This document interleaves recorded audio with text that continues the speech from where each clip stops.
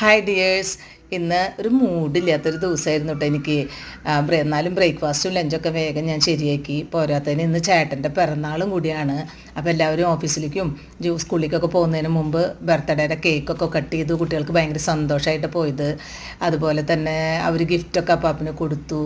എങ്കിലും എൻ്റെ മനസ്സിൻ്റെ മൂഡൊന്ന് മാറ്റാൻ, എൻ്റെ മനസ്സിനൊരു സന്തോഷം തോന്നാൻ എനിക്ക് ഏറ്റവും ഇഷ്ടപ്പെട്ടൊരു വർക്കാണ് എംബ്രോയ്ഡറി ചെയ്യുക എന്നുള്ളത്. അപ്പോൾ ഞാൻ ഒരു ചെറിയൊരു ബ്ലൗസും ഒരു ചെറിയ വർക്ക് ചെയ്താണ് കേട്ടോ. അപ്പോൾ കൂട്ടുകാരെ ഞാൻ നിങ്ങൾക്ക് കാണിച്ചു തരുന്നത്.